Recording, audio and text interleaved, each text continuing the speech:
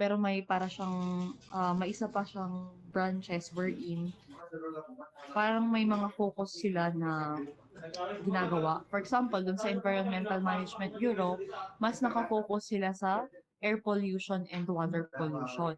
Wherein, kapag sa mga mining naman, nakafocus din sila doon sa mga about dun sa mga mining and meron din silang mga soil pala. So, meron ding mga branches ng DNR na nakafocus din dun sa analysis ng soil. For example, kung ina-assess nila kung yung lot na to or yung farmland na to ay enough pa ba yung kanyang nutrients like the nitrogen, phosphorus. Pag sa water pollution naman, like I have discussed last week, we have the BOD. So, ina-assess naman nila doon kung mataas na yung BOD ng mga river system sa bawat place. Tapos, kapag ka air pollution naman, naglalagay sila ng mga particulate, um, alam niyo yung yung parang solid na filter, air filter. So, may mga klase yan, may mga PM, specific sizes for that particulate matter na nilalagay nila dyan. For example, kapag ka sa Baguio, nilalagay nila yan sa mga overpass. Tapos may mga maliliit na devices doon, may nakalagay doon na mga air filter. And then, for some time, hahayaan nilang i-filter I mean, makukuha ng sample yung filter na yon and then i-analyze nila kung gaano na karami yung or gaano naka-concentrated yung dust doon sa lugar na yon. Okay? So, it is expressed in milligrams per liter or ppm. So, what is the ecological solid waste management? It is the systematic management of solid waste which provides for, so ito yung nakalagay doon sa may pyramid natin last time. So, we have the waste reduction at source, segregation, and then segregated transportation, storage, transfer, processing, treatment, and disposal of solid waste. And the last one, all other waste management activities which do not harm the environment. So what is the definition of the solid waste management under 9003? So when we say solid waste, ito yung mga waste natin from our household, commercial waste.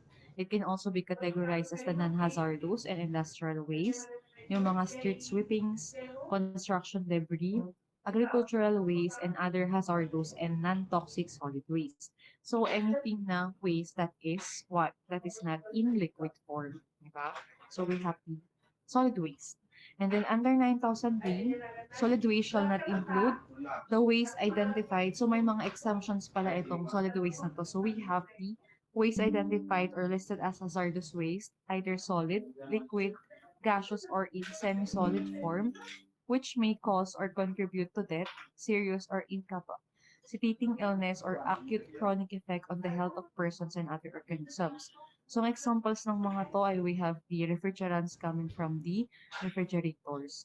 Then we also have the infectious waste from the hospitals, such as the equipment, instruments, utensils, and disposable formats, things that may carry infectious organisms such as used gauze, surgical gloves, and syringe. Or in short, ito yung mga waste coming from the hospitals. Okay? And then also from the contaminated um, object coming from the patients that have been suspected with communicable diseases. Like nung COVID, di ba? So yung example nung mga objects na to or yung mga ginagamit ay yung mga mask at saka yung mga surgical gloves and also including the face shields. Then we also have the laboratory waste such as the pathological specimens. So ito yung mga nakikita kadalasan doon sa mga blood extraction or doon sa mga kapag ka nagpapamedical tayo. Like we have the fecal analysis, yung mga ganun, blood analysis. We also have the urine, which can have patho... Wala bang signal, sir? No. Hello, may ano ba nag... Guys, naririnig niyo ba ako? Hindi. Rinig po. Narinig po, ma'am. Naririnig naman daw nila ako, sir. May internet ako. Kasi malakas yung Huawei ko eh. So, version tayo kasi akala ko hindi nakakonect yung ano ko sa internet. Okay, so, we also have the waste resulting from mining activities including contaminated soil and debris. Kasi I'll explain, kapag ka nagmamining kasi tayo, guys, may mga ginagamit kasi doon na for the blasting. Kasi kapag ka nag-start kasi yung mining, of course magkakaroon ng blasting para magkaroon ng ano tawag dito, parang um, yung malalaking mga soil na galing doon sa bundok, for example, kailangan yun na mag-crack. And then, yung mga maliliit na, parang flux niya siguro ganon, ilalagay siya ngayon doon sa parang equipment nila para siya i-filter. So parang alam niyo yung ginagamit doon sa mga construction sites na parang screen ngay siya, tapos uuga-ugang gano'n hanggang sa ma-filter yung mga kailangan ma-filter. So yung mga, for example, yung mga gold, yung mga mini-minang mga gold, may mga specific kasi silang mga sizes, and also may mga solution na ginagamit doon para maihiwalay or maihiwalay yung mga ibang um, klase nung, ang tawag ito, mga ibang materials sa lupa, or tapos ihihiwalay siya doon sa, for example, gold na minimina. So may mga solutions doon na ginagamit. So yun yung mga isa sa mga example na ways na nanggagaling sa mga mining activities. And also yung mga debris na yung mga hindi mo na kailangan na maaalis doon sa mga gold. So yun yung mga debris. So yun yung mga example ng mga waste coming from the mining. So what are the institutions principally involved in the implementation of the RA 9003 and its IRR? So we have the National Solid Waste Management Commission, the National Ecology Center, and ito yung sinasabi ko na DENR or Environmental Management Bureau. So itong Environmental Management Bureau, I don't know kung meron siya dito sa Ordaneta, pero meron po siyang, merong gantong branch ng DNR sa Baguio, meron din po silang mining and meron din po silang soil. So lahat yun ay kompleto. So we have the local institutions, so we have the LGUs, we also have the Provincial Solid Waste Management Board, and then we also have the Municipal Solid Waste Management Board, and meron din tayong mga Barangay Solid Waste Management Committee. So yung mga waste management system natin sa mga barangay ay actually nakalagay po yan dito under sa implementing rules ng RA 9003 para masunod nila kung um, ano yung magiging plan nila regarding sa pag-collect ng waste, ganyan. Kung wala mang collection doon sa barangay, pwede silang makipag-connect sa ibang barangay to collect the waste from their barangay. And then also, nandito rin yung mga rules kung paano magpatayo ng mga material recovery facility per barangay. So nandito lahat sa RA 9003, kung sasyagahin nyo lang siyang basahin hanggang basta mga bakasyan, kasi nga handbook kasi yan. Tapos, may mga plan din kasi na kumbaga pang long-term plan ang mga bawat municipality about sa kanilang solid waste management, and you can search that from the internet. So kung gusto ninyong i-search kung ano yung plano ng municipality ninyo regarding sa mga nakokollect na waste, at saka yung plan niya, at saka yung vision niya within 5 years or 10 years, makikita niyo siya sa internet. But I think the solid waste management plan is for ano yan eh, long term kasi siya, so 10 years yata. Then nakalagay din doon yung mga projects nila, and also yung mga seminars na kailangan nilang isagawa regarding sa solid waste management to raise awareness. So we also have what is the National Solid Waste Management Composition and Commission and its composition. So it is a commission established by the RE 9003 under the Office of the President, composed of 14 members from the government sector and 3 members from the private sector. So, sino-sino yung mga representatives ng government sector natin? So, pinakauna is we have the DENR. Sila talaga yung head dito. And then susunod, yung DILG. And then we also have the DOST, the DPWH, the Department of Health, DTI, DA, MMDA, League of Provincial Governors, then League of Municipal Mayors, then nagiging more specific na siya. So we have the Barangay Council, we also have the TESDA, and we also have the PIA. So meaning, halos lahat ng government sector in the Philippines is under now solid waste management, kasi this is a very important one. So who are the private sector representatives in the commission? So pwede rin yung mga non-government organizations, or we have the NGOs, which promote recycling and the protection of air and water quality. Then meron din mga recycling industry representative and also the manufacturing or packaging industry representative. Kaya kung minsan, yun nga, yung nag-a-assess sila nung environmental, ano yung tawag dun? Life cycle assessment ng isang product. Just so to reduce the waste or para alam na alam kung papaano, kung saan pupunta yung waste afterwards. So how are the private sector representatives selected? So NGOs as well as recycling and manufacturing or packaging industry representatives are nominated through a process designed by themselves and appointed for a term of 3 years by the President of the Republic. Okay, so take note of this kasi kasama pa to sa exam yun. So, ma-appoint sila for 3 years by the President of the Republic. So, who serves as the Commission's chairman and vice chairman? So, of course, dahil pinakamataas nga or pinaka-head na yung DNR, so ang pinakamataas, of course, is we have the secretary, which serves as the chairman. While the private sector naman, representative serves as the vice chairman. So, the DNR, under ng Environmental Management Bureau, serves as the Commission Secretariat. So, ano ba yung power and function of the Commission? So, sila of course yung nag implement ng mga solid waste management plan and prescribed policies to achieve the RA 9003 objectives. So, what are the power and function of the Commission with regard to the local solid waste management board? So, sila yung nag-a-approve ng local solid waste management plan. So, yung solid waste management plan, syempre, pagmimitingan yan doon sa municipality. Like, ang head dyan, syempre, yung mayor, and then we also have the mga councilors. And then they are going to review through a meeting, and then ipapresent din nila yan sa mga nakakataas pa hanggang sa ma-approve. Kaya, yun nga, yung mga makikita ninyo sa internet for ano siya, long term, like 10 years. We also have to review and monitor the implementation of the local plans and assist the local boards in the preparation, modification, and implementation of the solid waste management plans.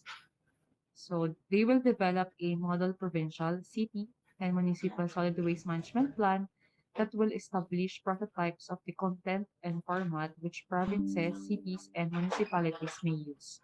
So I'll try to show you later an example of the plan. So what about the education and information dissemination issuance of appropriate permits?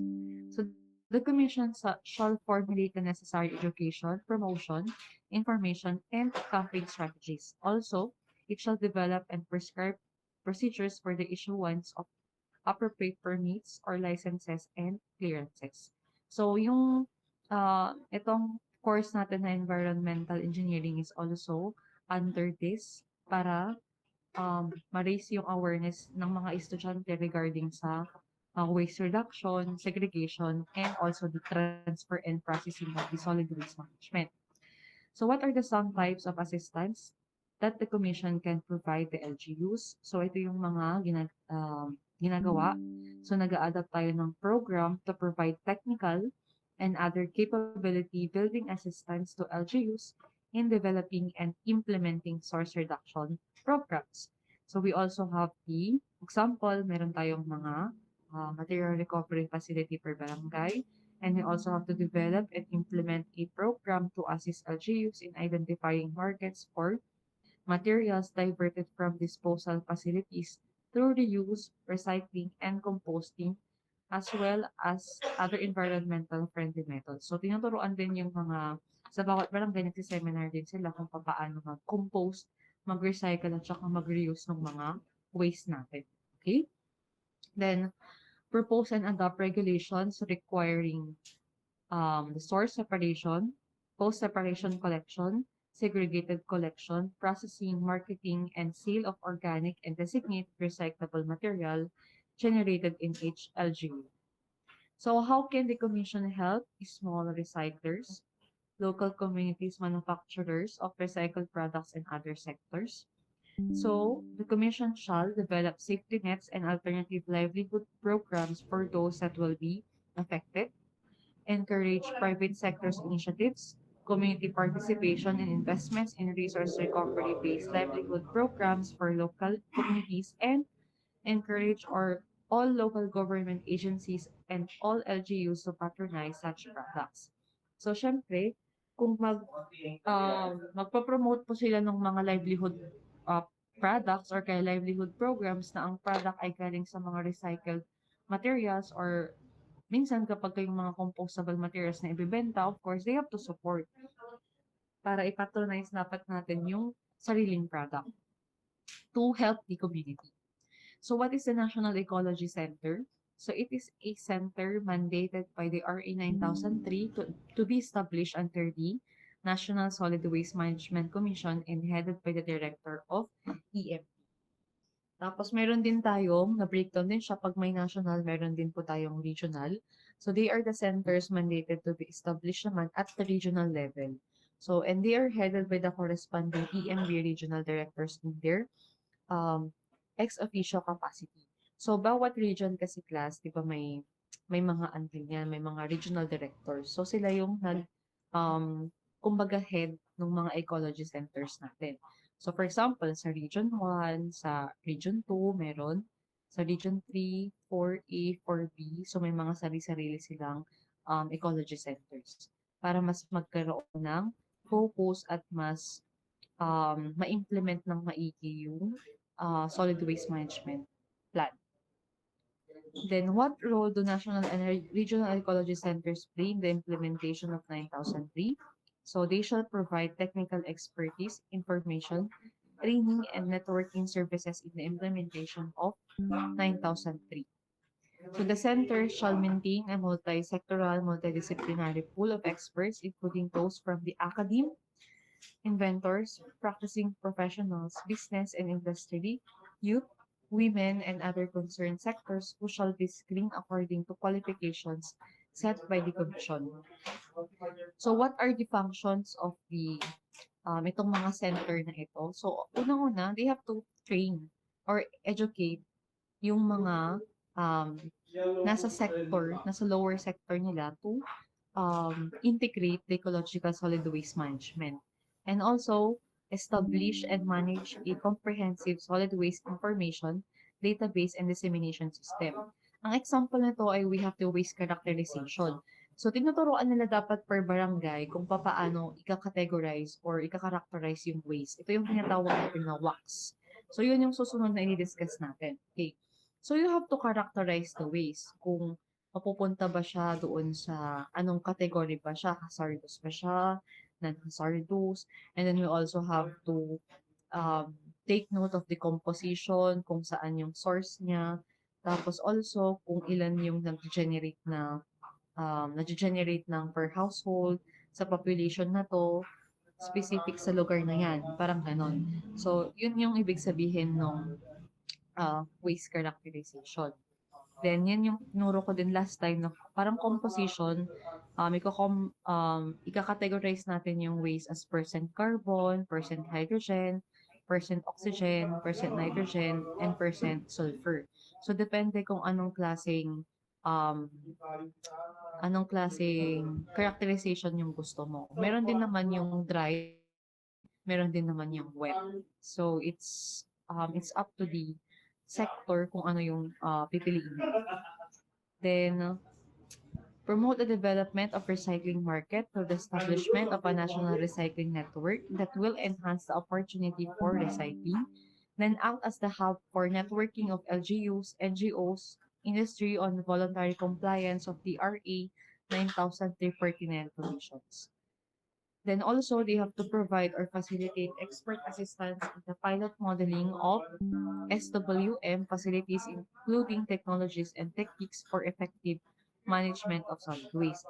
So, syempre, before nilang i-gawin na into large scale, they have to try muna pilot modeling. Kumbaga, mag-start muna sila sa maliit, and then titingnan nila kung ano yung magiging effect. So, if okay yung magiging effect, then that's a time na yung technology or yung technique na yun ay parang i-adapt na nung barangay natin. So, syempre, may mga yan, may mga expert na gagawa nung process. Then we also have to develop or test and disseminate model waste minimization and reduction, auditing procedures for evaluation options, and act as a clearinghouse for cleaner production or cleaner technologies on SW. So, Ecology Center training, education, and integrated solid waste management. So they will be stated through the formulating training program, private sector. So walang katapusang mga training program and seminar. Okay? And also, formulation of the training programs for deputized enforcers and implementers. And then, of course, kapag katapos ng mga workshops natin at saka mga seminars, that's the time na i-accredit na natin or certify the system for the conduct and holding of training programs on SWM. Then development of an education program in collaboration in the Department of Education and also sa CHED that will promote effective solid waste management system. That is why mayroong mga subjects na ganito sa college and also sa elementary. So what are some of the tasks of the DENR under RA 9003? So sila yung bibigay ng annual National Solid Waste Management Status Report. So dito sa Solid Waste Management Status Report na ginagawa annually, makikita dyan kung gaano karami yung nag-generate ng buong bansa sa year na yon. And also nakalagay din doon kung ilan yung organic waste doon, ilan yung hazardous, ilan yung non-hazardous, ilan yung mga um, animal waste, mga ganyan. So nakakategorize siya. Parang nakalagay siya into pie chart. Para kapag ka nakita or yes, nabasa or nakita ng ordinaryong tao na hindi naman masyadong technical is that they will also understand na ganun pala yung waste generation natin sa taon na yun. So after which, hindi lang naman siya report. So maglalagay din sila doon kung saan magkasuggest sila ng way in order to reduce the waste. Kasi dito sa Pilipinas, ang pinakamarami yata sa percentages nung waste natin ay, I think, organic. So kapag kasi ibang bansa, makikita ninyo, iba naman yung pinakamataas na category ng waste na na-generate nila. So depende rin kasi yan sa economy ng bansa at saka yung lifestyle. Okay? So that will affect the pie chart. Then we also have the established methods and other parameters for the measurement of waste reduction, collection, and disposal. So, kung nakita nila na hindi effective yung management plan natin na provide that year, and then ganito pa rin yung waste, hindi nag-improve. So, of course, they will again implement or suggest or recommend another method para mas ma-improve ulit. So, year by year, ina-assess yan nung DENR kung tumataas ba yung waste generation natin or hindi. So, ganun. And you also have to, they have also to provide technical and other capability building assistance to LGUs, developing and implementing local solid waste management plans and programs. So, syempre, kailangan natin ng budget para ma-develop natin yung mga solid waste management plan natin. At saka para makapagpatayo din tayo ng mga temporary holding storage facility dun sa mga lugar na, for example, sa mga liblib na lugar na hindi naman nako-collect or hindi nakakadaan yung mga trucks natin. So yun, kailangan natin mag-allot ng budget for the temporary holding station of the waste. So sila din yung nagre-recommend ng policies to eliminate barriers to waste reduction program. Then issue rules and regulations to effectively implement the provisions of RA 9003. So does the DNR have visitorial or enforcement powers in the implementation of RA? Of course, yes. Kasi sila nga yung head. So sila yung nag-e-enforce to ensure na magko-comply tayo sa RA 9003. However, the visitorial power of DNR shall not apply to private dwelling places unless authorized by appropriate court. Kasi hindi nasaklaw po yun ng DNR, yung mga, let's say, yung mga private manufacturing, yung mga manufacturing industry, for example. So, hindi na siya under ng DNR. Okay? So, hiwalay po yung head nila doon.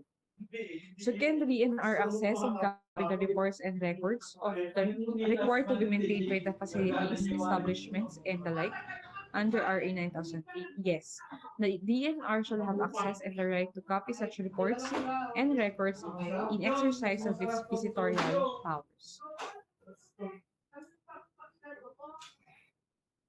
So can the DNR secretary or the authorized representative enter the premises of any generator, recycler, or manufacturer or other facilities to conduct investigations? Yes. So hindi sila required na mag-schedule ng visit. Like for example, pwede silang biglaang magbisita doon sa facility or sa area ng kunyari per barangay material recovery facility. If they will inspect, hindi natin alam, pwedeng biglaan. So, kailangan maging prepare parate yung um, mga namamahala doon. So, next is what is the role of the LGUs in the solid waste management. The LGU shall be primarily responsible for the implementation and enforcement of the provisions of RA 9003 within their respective jurisdictions. Kasi hindi naman pag-focus kapag for example, regional lang, walang mga LGUs na provide ng mga facility na ganyan. Siyempre, hindi makaka-focus yung region since yung region may mga municipalities pa, towns, barangays. So, of course, kailangan natin ng mas specific na mamamahala per area or per barangay. Then, what are the provincial SLWM boards? So, we have the chairman, we have the provincial governor, and then the members. Lahat nung nasa baba niya, which are the mayors and its component cities and municipalities. One representative from the Sangguniang Panlalawigan to be represented by the chairperson of either the committees of environment or health or their equivalent committees, the provincial health and or general services officers, provincial environment and natural resource officer. Kailangan din natin ng provincial engineer and also the congressional representatives from each congressional district within the province. Then, marami pa. We have the representative from NGO, representative from the recycling industry, representative from the manufacturing or packaging industry, and representative of each concerned government agency processing relevant technical and marketing expertise as may be determined by the board. So how are the representatives for the NGOs, recycling, and manufacturing or packaging industry selected? So they shall be selected through a process designed by themselves and shall be endorsed by the government agency representatives of the provincial SWM board. The same process is followed in selecting private sector representation in the city or municipality solid waste management board. So silang bahala kung through votes or kaya i-appoint na lang nila yung mga representative natin from the NGOs. So what are the functions of the Provincial Solid Waste Management Board? So they shall develop the provincial solid waste management plan based on the plan submitted by the municipality or city SWM boards. They shall also develop an appropriate incentive scheme as an integral component of the provincial solid waste management plan. So ito yung sinasabi ko last time na we're in kapag kunwari nakapag-collect tayo or nakapagbigay tayo ng ganitong amount ng recycled waste or for example yung mga pwedeng i-recycle like the bote, nakakollect sila ng ganitong specific mass or specific weight. So, magkakaroon sila nung parang reward. Meron naman kapag tawag dito, kapag ka naman hindi sila sumunod doon sa na-implement na rule, meron din tayong tinatawag na mga offenses. So, ito na yung mga nagbabayad or nagmumulta tayo. So, meron tayong dalawang klase. We have the reward and we also have the multa. Then, coordinate efforts of the component cities and municipalities in the implementation of provincial solid waste management plan. Sila din yung nag-organize ng mga meetings natin. So, ang sabi dyan, at least once every quarter to integrate, synchronize, and monitor and evaluate the development and implementation to see kung may improvement or may positive effect yung solid waste management plan na dinevelop ng bawat municipality. So, titignan din nila kung paano ini-implement ng municipality yung plan.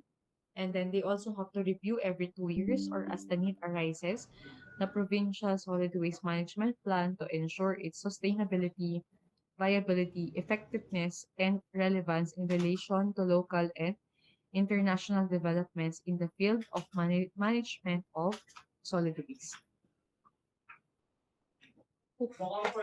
Then, what types of assistance can the Provincial Solid Waste Management Board provide to its component cities and municipalities? So, the board shall provide necessary logistical or operational support to its component cities and municipalities. They also have to identify the areas within its jurisdiction that have the common solid waste management problems and are appropriate units for planning local SWM services. Allow for clustering of LGUs for the solution of a common solid waste management. So, pwede rin namang mag-join forces yung mga different LGUs kung iisa lang naman yung, for example, yung concern nila. Kunwari, yung magkalapit na barangay, um, walang nagko-collect pala nung kanilang mga solid waste, then pwede silang makipag-coordinate doon sa karatig na bayan nila to help them collect their waste din. So, syempre, may kapalit yan, kailangan nilang mag-alat din ng budget for the collection of waste. So, yun yung pag-aaralan natin next time sa my WACS. May mga ano yan, requirements din yung ibang municipality kung ang gagawin natin ay magpapakolect din tayo sa kanila ng mga waste natin since wala nang available doon sa barangay natin kasi hindi kaya ng budget. So, yun yung mga ibang options natin. And also, we have to represent any of its component cities or municipalities in coordinating its resource and operational requirements with agencies of the national government. So, what other function and responsibility does the Provincial SWM Board have under RA 9003? So, the Provincial SWM Board shall recommend measures and safeguards against pollution for the preservation of the natural ecosystem. Then, ano naman yung mga city and municipal SWM boards? So, RA 9003 mandates that each city or municipality form a city or municipal solid waste management board that shall prepare, submit, and implement a plan for the safe and sanitary management of solid waste generated in areas under its geographic and political coverage. So this is a requirement for each municipality. So you can always check naman sa internet yung mga plan ng mga municipality ninyo doon sa mga basura ninyo. So nakalagay siya sa internet.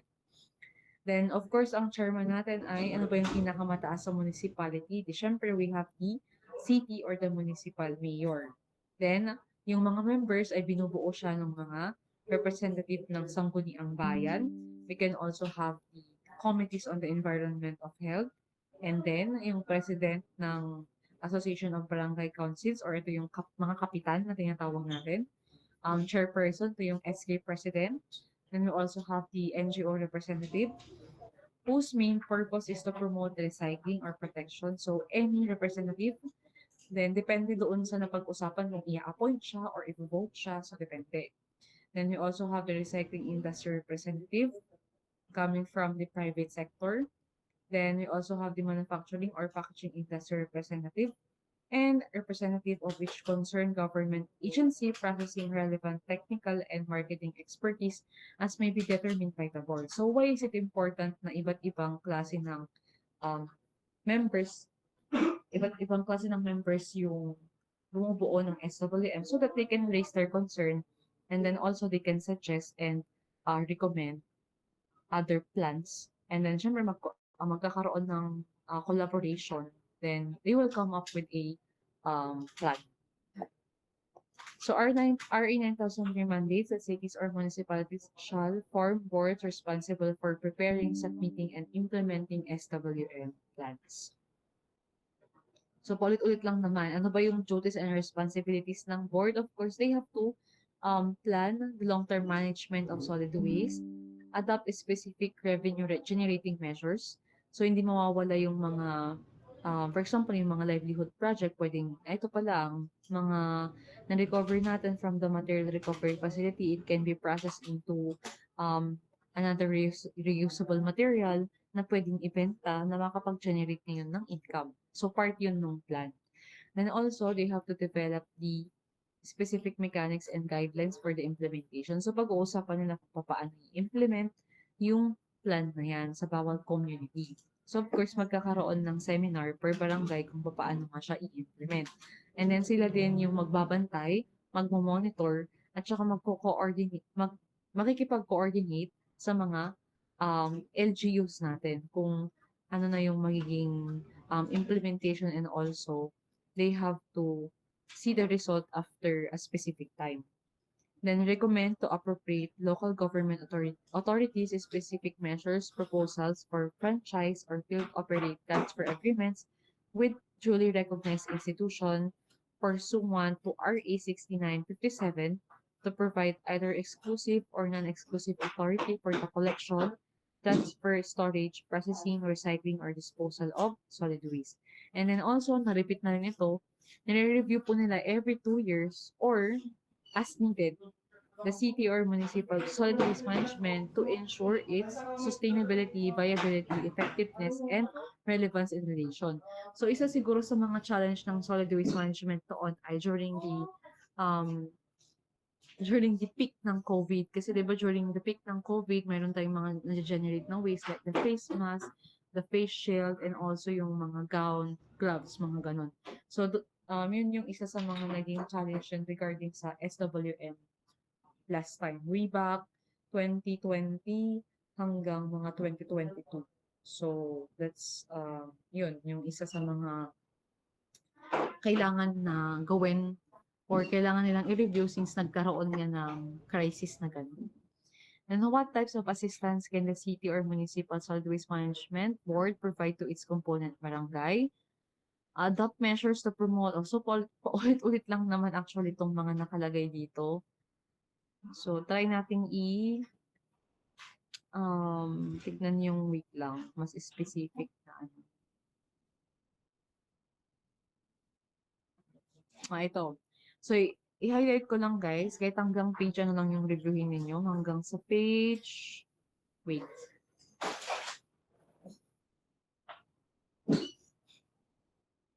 Wait lang guys.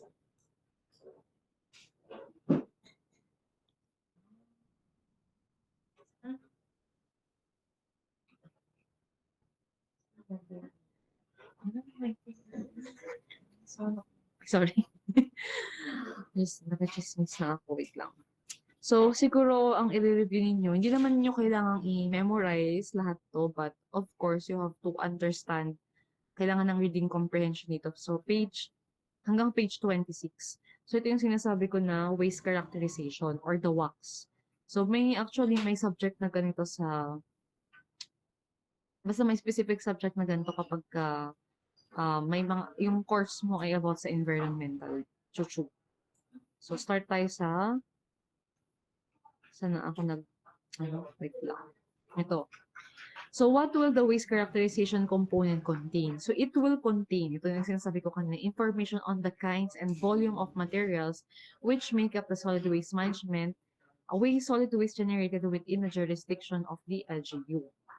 It shall include a program and implementation schedule showing the methods by which the LGU will, in combination with the recycling and composting components, produce a sufficient amount of solid waste management in accordance of the RA 9000P diversion requirements.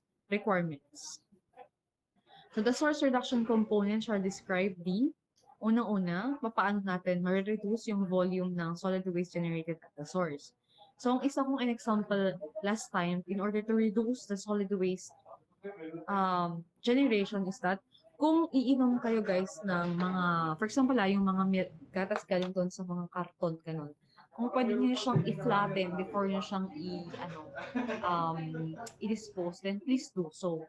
Kasi para ma-reduce natin yung volume ng solid waste. Kasi nga, ang isa sa mga kino-consider kasi dito or ang isa sa mga goal kasi ng WACS is that to help the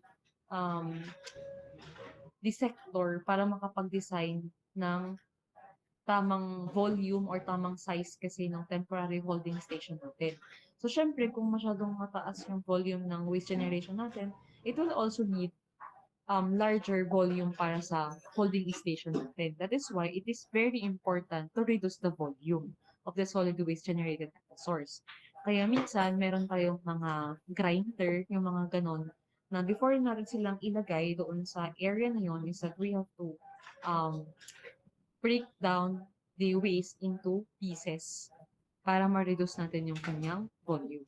Then also, we have to measures for implementing such strategies and resources necessary to carry out such activities and other appropriate waste reduction technologies provided that they conform with the standards set by the RA 9003.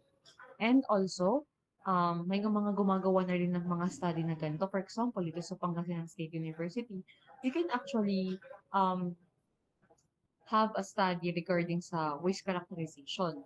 Kung hindi siya gano'n kadali kasi for example, per week, ilan yung mga estudyante dito. Then, per week, kailangan natin siyang i-characterize. Tapos parang ano pa siya, ikikilo pa siya kung gaano karami yung organic waste, kung gaano karami yung mga plastics, kung gaano karami yung mga rubbish, garbage, ganun. Parang kumbaga naka-categorize, tapos kailangan din ng i-take note kung ilang kilo or ton yung na-generate per week. And you have to do that for at least one semester siguro, so that will be um, a long and tedious process, but doon natin makikita kung ganito pala yung mostly na-generate ng Pangasinan State University. So ito dapat yung kailangan natin na i-provide na bin or kaya ano yung tamang process nung pag dispose ng waste na to. So lahat yan ay mako-conclude mo kapag nakatapos ka ng isang waste characterization study. Then you also, under din nito ay makikita din yung mga methods that the LGU will use to determine the categories of solid waste to be diverted from disposal through reuse, recycling, and composting. And then, kung may mga facilities na dito, kailangan ba natin mag-expand or kailangan ba natin ng bagong rules or regulations kasi hindi na effective yung in-implement na rules. So, lahat yon ay makoconclude natin pag nagkaroon tayo ng waste characterization study. So, yun. Pakibasa na lang siguro yung hanggang number 26 because it's already 8:55, so I will check your attendance. Kahit pahapyawan niyo lang nabasa kasi hindi naman siya yung talagang technical na ano. Para lang siyang paulit-ulit lang and then mas naging specific lang siya um, as you go through the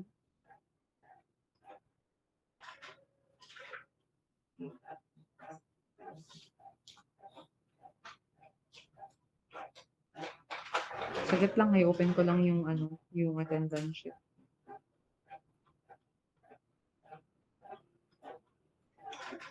Just say present kung present kayo. Aliado. Wala.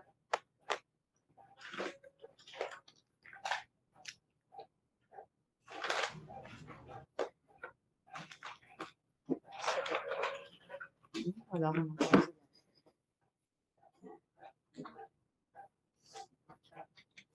Wala si Aliado. Ambrosio. Present po. Balanag. Present po. Limlim. Present po.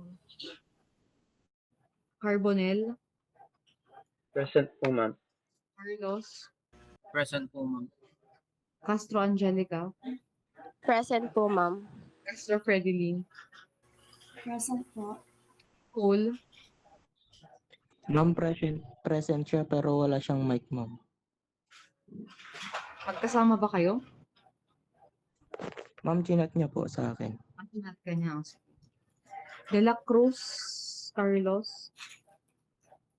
Present po, ma'am. Wala. Ay, present. De La Peña. Present po, ma'am. Deschar. Ma'am, present po. Kasama ko po si Okay, sige. Gabot, ikaw yung sumagot, di ba? Yes, ma'am. Gomez. Present po. Iko. Present po. Overo, Present, ma'am. Leda, Present, ma'am. wala si Leda, ay meron. Lumibaw, Present po, ma'am. Magat, Present po, ma'am. Manuel, Present po, ma'am. Meneses, wala. Mosavi, Present po, ma'am. Nava, Present po, ma'am. Esperos, Present po, ma'am. Padilla, wala si Padilla. Palma, Present po, ma'am. Ramos, wala. Ramos John Lester, wala. Rapsing, Present po, ma'am. Serrano, wala. Serrano, Sibayan, Present po, ma'am. ay meron. Si Kig, Present, ma'am. Sumintak, Mr. Sumintak. Meron ka naman dito pero Present. Ma'am, present po. Kasama sila Mike at saka si... Yes, ma'am. Ano si Mike Padilla? Ramos, ma'am. Present po. Sino Yes, yung ma'am. present? Mike Padilla po. Okay. Mike Padilla Ano and John Mike Desher po, bakit ma'am. magkasama kayo? Akala ko wala kayong face to face. Iisa ba yung boarding house niyo? Ma'am, at doon po kami, no? Nawala po ng internet.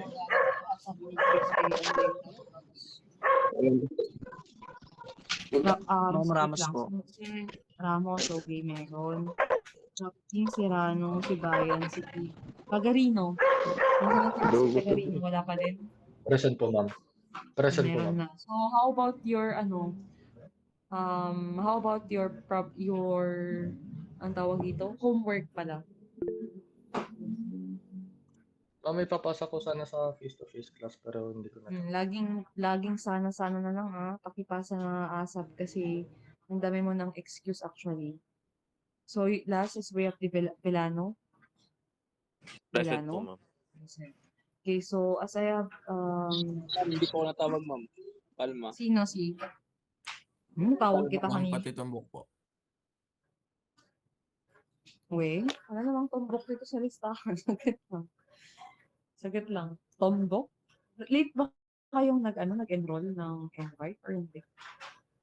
Yes, ma'am. Ma'am, nung last meeting na po meron na. Saglit lang. Kasi ang tinignan ko kasi yung sinend ko na listahan sa GC. So baka hindi pa yun yung Pero dun sa record ko naman kasi kinuha ko doon sa sa list ng Wait lang, let me just check. Kasi kung wala pala kayong pangalan nito, hindi kayo enrolled. So 2B, no? Ay, 3B pala. 3B. So, sino yung hindi ko natawag? Si Tombo at Palma, saka si Palma. Tinawag ko si Palma kanina. Hindi ba? Meron ka naman, Mr. Palma. Hindi ka nagsalita kanina. So, ang absent lang ay si Aliado at saka si Meneses. Okay, so, nandito ka naman, Mr. Tombok, sa sa portal ko. Itong binabanggit ko kasi yung sinend ko sa GC pala. So, update ko na lang. Okay, so kung wala na po kayong concerns or questions,